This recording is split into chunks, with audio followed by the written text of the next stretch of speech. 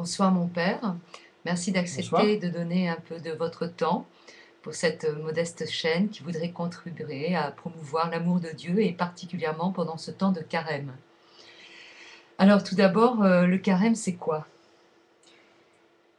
Le carême, c'est un temps de retour à Dieu. Souvent, il est présenté sous son aspect de privation. On aura l'occasion d'en reparler.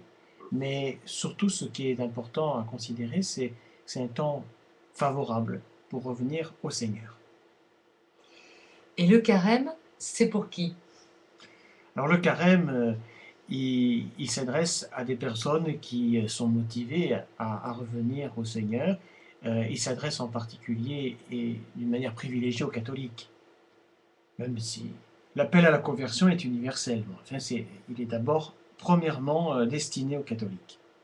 Alors le carême, c'est un temps liturgique. C'est un temps liturgique, c'est pas une démarche individuelle.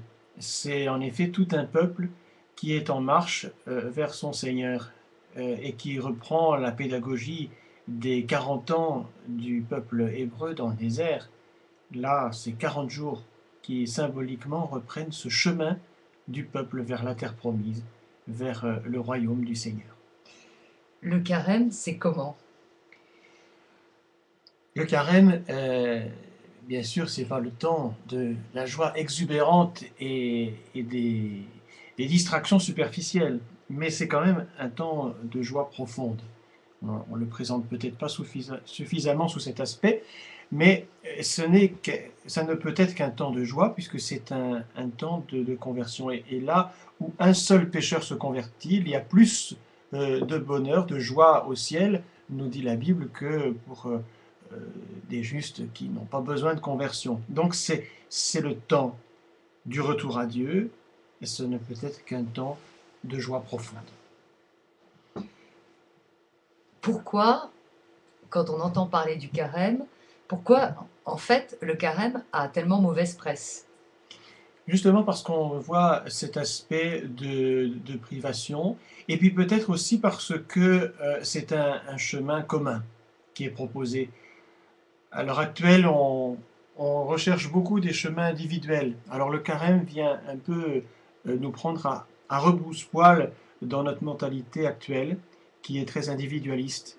Et ce chemin du peuple de Dieu est un chemin qui vient en effet s'opposer un peu à, à nos désirs individuels qui deviennent un peu tout-puissants. Et le chemin du bonheur, c'est pas le chemin de réaliser tout ce qu'on veut quand ça nous prend, selon les rythmes de nos passions. Le chemin du bonheur, c'est un chemin vers la réalité objective de Dieu, la réalité objective de la foi. Et ce chemin liturgique commun, il est là un peu pour nous rappeler que eh bien, nous ne sommes pas un individu tout seul dans l'univers, au milieu de toutes les galaxies, mais que Dieu a voulu appeler tout un peuple à revenir vers lui.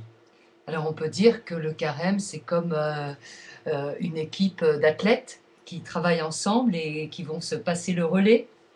C'est une bonne image parce que justement, le carême va nous inviter à faire des efforts et à être un peu, comme dit Saint Paul, c'est une image que vous reprenez qui est paulinienne. Saint Paul qui dit que les athlètes doivent euh, euh, pour arriver au but et remporter la victoire, faire beaucoup d'efforts. Alors il y a quand même cette dimension d'effort dans le carême, en effet. Alors aujourd'hui, justement, cette notion du carême va un petit peu à contresens avec ce que propose la société, parce qu'au jour d'aujourd'hui, l'effort dans la société, ça ne veut plus rien dire, parce qu'on peut tout avoir avec des crédits jusqu'à s'endetter. On obtient tout comme un petit peu avec des distributeurs automatiques, on jette facilement. Donc le mot effort, est-ce qu'il ne ferait pas un petit peu peur aussi? Ça, c'est possible, mais je pense qu'il est quand même encore présent l'effort dans nos sociétés, mais il est un peu trop individualisé. On est prêt à faire des efforts à partir du moment où on y voit un intérêt immédiat, un intérêt de consommation, un intérêt matériel. Je pense qu'on est prêt à faire des efforts importants. Mais justement, ce chemin du carême nous montre que les efforts qui nous sont à faire pour fortifier en nous les vertus, eh bien, c'est un chemin durable, c'est un investissement durable, c'est un investissement pour la vie, et c'est un investissement qui implique notre âme. Alors, bien sûr, d'emblée, vouloir faire des efforts pour notre âme, on a souvent un peu oublié notre âme et on a du mal à voir pourquoi. Oui, mon père, mais par exemple, le mot âme, au jour d'aujourd'hui, c'est quand même plus un terme qu'on emploie. Oui, parce qu'on l'a oublié. euh, et si c'est un terme qui n'est pas à la mode, c'est inquiétant, parce que ça veut dire qu'on a un peu oublié son âme. Il Alors, faudrait la retrouver. alors est-ce qu'on pourrait pas dire, pour conclure, mon père, que finalement, le carême, c'est faire mémoire, c'est se souvenir, c'est revenir. Finalement, c'est peut-être avant le carême, on était un petit peu peut-être comme des amnésiques, on était un petit peu comme des aveugles, et là, subitement, on doit refaire mémoire, on doit se ressouvenir qu'il y a quelqu'un dans notre vie et on doit en faire mémoire avec plus d'intensité, plus de volonté aussi. Oui, oui, bien sûr. Et c'est un retour à la réalité, à la réalité qui est Dieu, à la réalité de l'amour de Dieu. Et cette réalité, eh bien, nous la trouvons dans notre âme. Et justement, les efforts, à commencer par ce mercredi des cendres qui marque le premier moment du carême, Jésus nous dit dans l'évangile aujourd'hui, euh, l'évangile selon saint Matthieu, chapitre 6, qu'il faut faire un effort de jeûne. Et justement, le jeûne, il est là pour nous rappeler que notre âme a faim. Et si nous sentons un petit peu la privation dans notre corps, c'est pour nous rappeler que nous avons une faim plus profonde que la faim physique.